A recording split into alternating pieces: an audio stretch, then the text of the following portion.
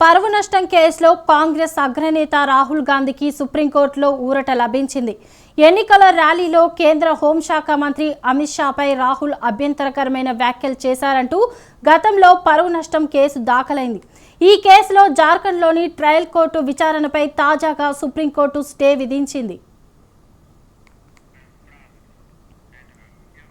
2019 సార్వత్రిక ఎన్నికల ప్రచారంలో భాగంగా అమిత్ షా గౌరవానికి భంగం కలిగించేలా రాహుల్ వ్యాఖ్యలు చేశారంటూ బీజేపీ నేత నవీన్ జూ ఫిర్యాదు చేశారు.